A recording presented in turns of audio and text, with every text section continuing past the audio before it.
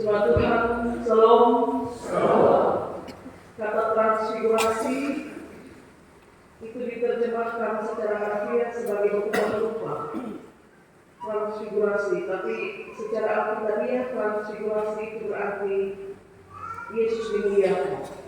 Ya, jadi transfigurasi berubah rupa, tapi lebih alkitabiah itu Yesus dimuliakan. Jemaat Tuhan, untuk memahami transfigurasi, maka bagian-bagian sebelum peristiwa transfigurasi itu terjadi mesti diurutkan kembali supaya saya dan saudara bisa memahami kenapa Yesus mengalami transfigurasi, dan yang kedua, kenapa dia diizinkan 3 orang muridnya untuk menyaksikan transfigurasi itu. Bacaan kita di orang mereka naik ke atas gunung yang sangat tinggi. Maka urutan cerita sebelum sampai pada peristiwa transfigurasi itu begini, sesuai dengan pemaparan Injil Markus. Pada suatu hari, Yesus bertanya kepada murid-muridnya dalam perjalanan pelayanan di Kaisarea Filipi. Yesus tanya kepada mereka, kata orang-orang, siapakah aku ini? Jadi kalau kita pakai bahasa Tuhan, Yesus bilang, orang-orang di luar sana bilang, kami siapa? Lalu murid bilang kepada Yesus, orang-orang di luar sana ada yang bilang engkau Elia. Ada juga orang-orang yang bilang engkau Yohanes Pembaptis. Tapi beberapa orang juga mengatakan bahwa engkau adalah salah seorang dari para nabi. Lalu Yesus bilang, oke, itu kata orang. Sekarang kalian, bagaimana katamu tentang siapakah aku ini? Jadi itu orang penilaian. Sekarang Musorong sebagai murid, menurut Musorong dia tanya siapa? Lalu Petrus cepat-cepat merespon pertanyaan Yesus dan dia menjawab, engkau adalah Mesias. Mesias itu artinya anak Allah yang dibakti. Petrus jawab demikian. Nah, perjalanan pelayanan kemudian berlanjut sampai Yesus bertemu dengan banyak orang dan dia mulai mengajar di hadapan banyak orang. Dalam pengajaran itu, Yesus sampaikan 2 hal. Hal pertama dalam pengajaran itu, di hadapan banyak orang, Yesus sampaikan bahwa anak manusia akan mengalami penderitaan, dia akan ditolak, kemudian dia akan dibunuh, tapi nanti dia akan bangkit pada hari yang ketiga. Itu Yesus mengisi pengajaran di hadapan banyak orang. Lalu Petrus yang merasa bahwa itu pengajaran mungkin terlalu ekstrim, dia tarik Yesus agak ke samping dan dia tegur Yesus. Nah, saya menduga ini asumsi. Saya menduga bahwa Petrus menegur Yesus karena Petrus berpikir bagaimana mungkin anak manusia, anak Allah yang maha tinggi, dia harus mengalami penderitaan, dia harus ditolak, dihina, bahkan dibunuh dengan cara yang sadis, dan itu Yesus sampaikan di hadapan banyak orang. Kan tadi saya sudah jelaskan di awal, Yesus telah menurut kalian siapa aku, dan dia sendiri Petrus menjawab engkau Mesias. Jadi Petrus berpikir, bagaimana mungkin kau Mesias, kau akan ditolak sedemikian rupa, bahkan dibunuh. Jadi dia tegur Yesus demikian. Tapi Yesus memarahi Petrus. Dan Yesus mengatakan Petrus sebagai iblis. Kenapa? Karena Petrus melihat pengajaran itu, dia berpikir hanya dari sisi sebagai manusia dan tidak melihat itu sebagai satu pernyataan yang datangnya dari surga atau dari Allah. Dan Yesus kemudian melanjutkan pengajaran yang kedua.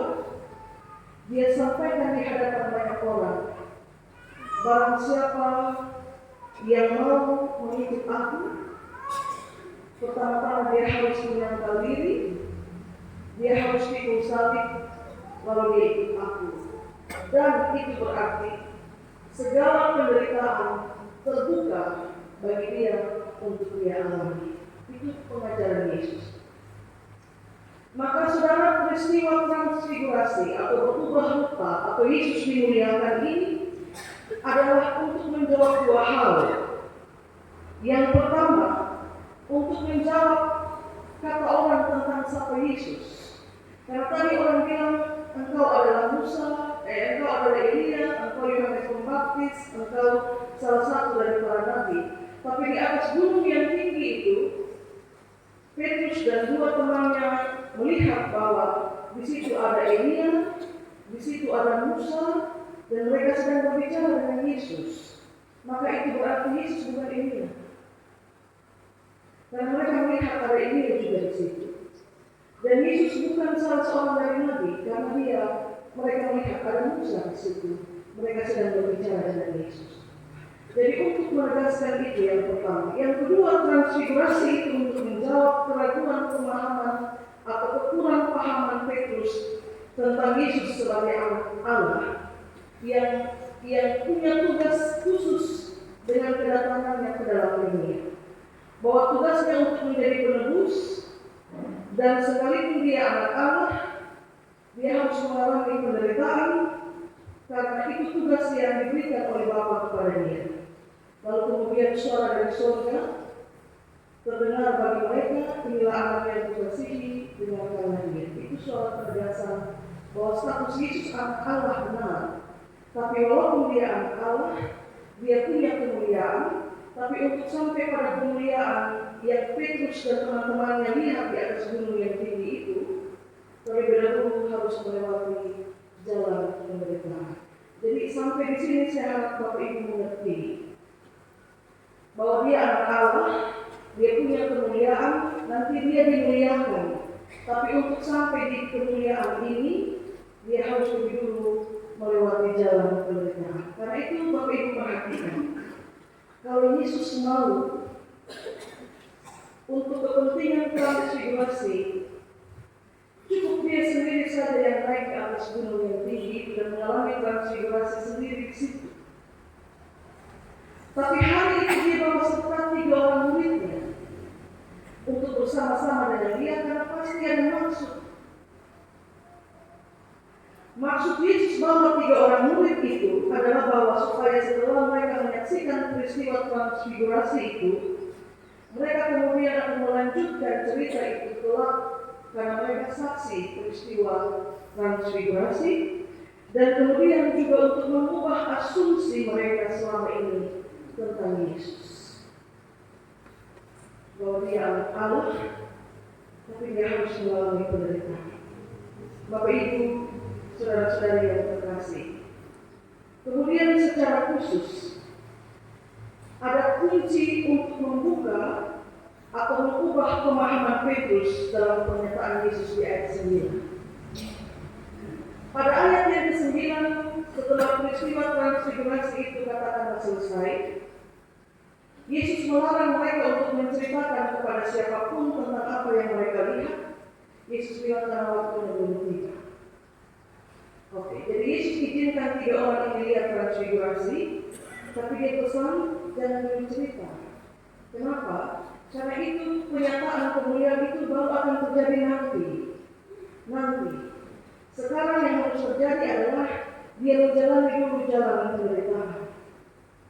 Maka saudara-saudari yang terkasih, bukankah pernyataan itu untuk mempertegas pengakuan Petrus yang semula bahwa Yesus sekalipun kealahannya membuat dia memiliki kemuliaan, tapi sebagai manusia dia mesti mengalami penderitaan yang tidak diluputkan daripadanya. Tadi Petrus kedua Yesus, tapi transfigurasi itu menegaskan kembali kepada Petrus. Yesus anak Allah, dalam kealahannya itu, dia tetap dalam rupa manusia yang mesti mengalami penderitaan. Maka saudara-saudari yang terkasih dalam Kristus, kalau sekarang engkau sebagai pengikut Kristus mengalami rupa-rupa penderitaan. Bukankah engkau sedang menjalani satu penggenapan dari apa yang sudah pernah disampaikan oleh Yesus? Bahwa engkau harus menyangkal diri, engkau harus memikul salib, lalu ikut Dia. Bukan ikut, lalu kemudian menyangkal dan pikul salib, tidak. Menyangkal dirimu terlebih dahulu, pikul salibmu terlebih dahulu, lalu ikut Dia. Sekarang, bukankah engkau sebagai pengikut Kristus melihat bahwa penderitaan tidak mungkin dihindari? Tapi bukankah kelak akan ada kemuliaan yang diperoleh sebagai upah untuk kesetiaanmu dalam menghadapi penderitaan? Pasti ada upah, Bapak Ibu, kalau engkau menderita karena Kristus. Yakobus 1 ayat 2 menulis, berbahagialah orang yang bertahan dalam pencobaan, sebab apabila ia sudah tahan uji, ia akan menerima mahkota kehidupan yang dijanjikan Allah kepada barang siapa yang mengasihi. Mahkota kehidupan itu dijanjikan Allah kepada barang siapa yang mengasihi.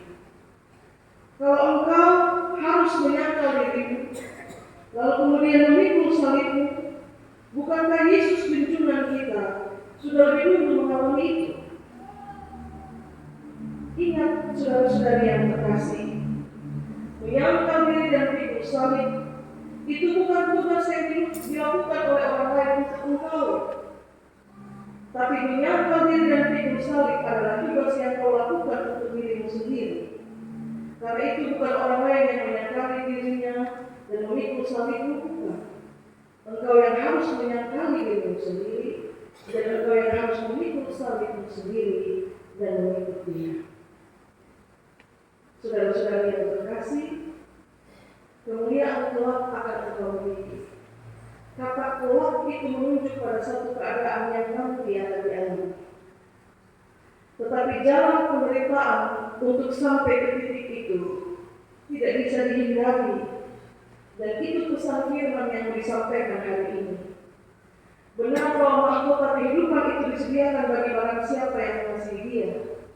Tapi untuk sampai pada saat di mana mahkota itu benar-benar diletakkan, ada jalan penderitaan yang tidak bisa saya dan saudara hindari. Dan itu yang mau Yesus sampaikan kepada Petrus melalui peristiwa transfigurasi. Bahwa benar Dia Allah, bahwa benar Dia memiliki kemuliaan, tapi tugas yang diberikan kepadanya oleh Bapanya akan membawa Dia masuk pada jalan penderitaan. Karena itu sebenarnya Petrus tidak layak menegur Yesus ketika Yesus mengajar tentang penderitaan anak-anak. Bagaimana mungkin seorang murid menegur gurunya, padahal guru sedang menyampaikan sesuatu yang datangnya dari surga. Karena itu, Bapak Ibu, saudara-saudara sekalian, melanjutkan apa yang saya khotbahkan minggu lalu. Kalau engkau diperkenankan untuk mengalami berbagai penderitaan, firman Tuhan sudah kasih tahu cara paling elegan, cara paling imani menghadapi penderitaan itu, yaitu dengan bersabar. Hanya itu, saudara-saudara, untuk sampai pada mahkota kehidupan itu dianugerahkan, kau mengalami penderitaan. Dan cara engkau kuat menghadapi penderitaan itu adalah dengan penuh kesabaran. Sangkali dirimu, lalu pikul salibmu. Wahyu pasal 2 ayat 10 menulis begini. Hendaklah engkau setia sampai mati, dan aku akan mengaruniakan kepadamu mahkota kehidupan. Setia sampai mati, Bapak Ibu. Bukan setia sampai setengah mati, tidak. Setia sampai mati. Sampai mati artinya kehidupan jasmani di dunia selesai. Kesetiaan didapati sampai pada titik itu, dan barulah mahkota kehidupan itu diberikan. Saat kemuliaan Yesus belum tiba, karena Dia masih harus melalui jalan penderitaan. Itu pesan transfigurasi. Saat pengaruniaan mahkota kehidupan bagi kita juga belum tiba. Belum tiba, Bapak Ibu. Karena kita masih harus menjalani jalan penderitaan. Dan barang siapa yang tidak pakai sabar, yang tidak pakai setia sampai mati, kepadanya diberikan mahkota kehidupan. Dalam perayaan Minggu Sengsara yang pertama, kita belajar demikian.